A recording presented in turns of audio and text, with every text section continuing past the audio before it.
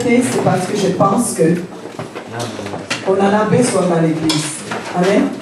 La puissance de l'amour. Dis à quelqu'un, l'amour est une puissance.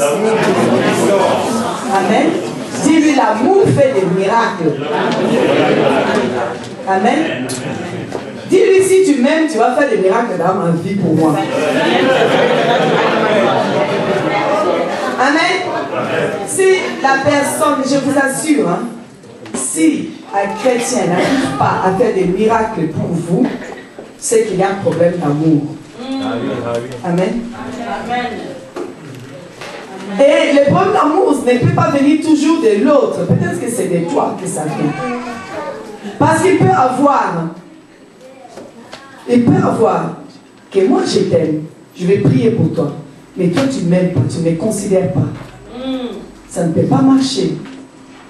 Ça ne peut pas marcher. J'ai déjà entendu quelqu'un me dire, pasteur, si tu m'aimais, ces problèmes-là étaient résolus. Je dis, mais si toi tu m'aimais. Amen. Il n'y a rien en dehors de l'amour. L'amour est une force. L'amour est une puissance. Dans Jean 15, 9 à 10, Jésus a dit, comme le Père m'a aimé, moi aussi, je vous ai aimé. Celui qu'on a aimé aime automatiquement. Dieu nous a tant aimés. Notre problème pour aimer est où? Amen. Vous savez, quand j'ai fait la réunion des femmes, je leur ai dit, Jésus est l'homme de ta vie. Pourquoi? J'ai dit à chaque femme, Jésus est l'homme de ta vie. Pourquoi? Parce que Jean 3,16. Jean 3,16 dit quoi? Car...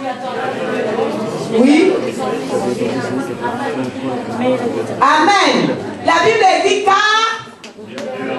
Vous avez parlé des crapauds, non? Vous ne pouvez pas parler. Car Dieu... afin que quiconque croit à lui ne périsse point. Dieu a donné qui? Son fils. C'est pour ça que j'ai dit aux femmes, Dieu ne t'a pas donné ton... car Dieu a tant aimé le monde et qu'il a donné le mari afin que tu ne meurs pas, afin que tu sois sauvé. Non. Il n'y a aucun mari qui va sauver sa femme. Amen. C'est Jésus-Christ l'homme de ta vie parce que c'est lui que Dieu a donné pour que tu sois sauvé, pour que tu ne périsses pas. Avec un mari, tu peux périr. Mais avec Jésus, non. Alors j'ai dit aux femmes, arrêtez de croire qu'il te faut un mari pour pouvoir vivre. Non. Pour vivre, il te faut Jésus d'abord. Amen. Amen. Amen.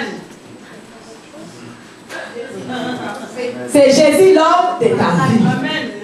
Aujourd'hui, j'ai dit aux hommes, c'est Jésus l'homme de ta vie aussi. Ce matin, il faut apporter le t-shirt Jésus l'homme de ma vie. Pourquoi tu n'es pas venu avec ça à l'église? Ça t'allait bien. En plus, c'est couleur orange-rouge. Écrit en jaune. Amen. Parce que, en tout cas, les seuls hommes que Dieu nous a donnés, aux hommes comme aux femmes, qui est mort pour nous, hein, lui par qui nous pouvons avoir le salut et être sauvés, s'appelle Jésus. Amen. Amen. Gloire à Dieu. Et Jésus est le modèle. Jésus a dit que le Père l'a aimé. Lui aussi, il aime. On dit qu'on donne que ce qu'on a reçu. Dieu vous aime, non? Pourquoi vous ne pouvez pas aimer? Amen. Jean 13, 34 nous dit, je vous ai donné un commandement nouveau. Aimez-vous les uns les autres. Un commandement est un ordre. Il ne nous a pas dit de faire ce qu'on veut, aimer ou ne pas aimer. Non, il nous a donné un commandement, c'est un ordre. Les chrétiens n'aiment plus les ordres. Les chrétiens n'aiment plus les ordres. Ils aiment que les choses se passent comme eux ils veulent. Mais non, aimer c'est un ordre. Je suis obligé. Il y a quelqu'un qui m'a dit hier, je ne suis pas obligé de l'aimer, hein. Mais si tu es obligé d'aimer cette personne, c'est un ordre, parce que c'est un commandement. Et c'est un commandement nouveau. Et chaque jour, c'est un commandement nouveau. Et il a même dit, aimez vos ennemis. Si tu dois aimer tes ennemis, d'autant plus aimer ceux qui sont avec toi dans l'église. Si tu dois aimer tes ennemis,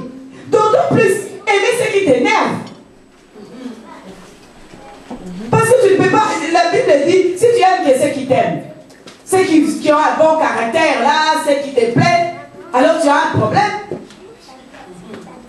Il faut aimer ceux qui sont difficiles. Là, on saura que tu as de l'amour. Amen. Jean-Marc dit qu'il faut l'aimer, parce que lui, il est difficile. Comme je vous ai aimé, je vous donne un commandement nouveau. Aimez-vous les uns les autres comme je vous ai aimé. On ne donne que ce qu'on a reçu. Nous, on a reçu de Dieu qui est l'amour. L'amour. L'amour.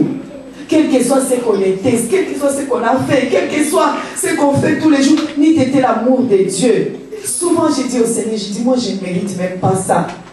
Pourquoi tu fais ça pour moi? Dieu ne fait rien que parce qu'il m'aime. Vous avez aujourd'hui des familles où il n'y a pas d'amour.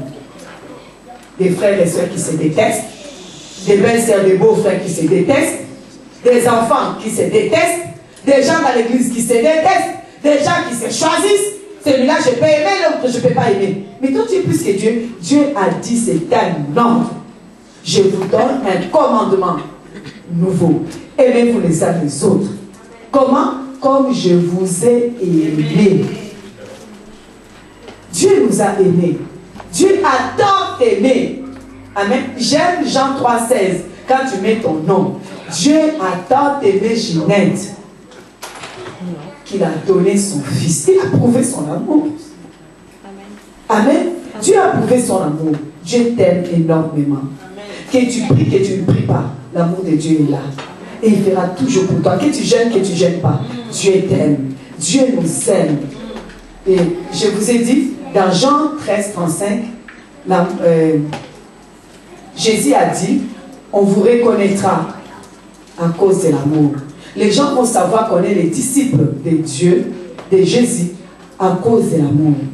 On ne va pas nous reconnaître parce qu'on a beaucoup de foi. De toute façon, la foi sans amour, ça n'existe pas. Agissante par l'amour.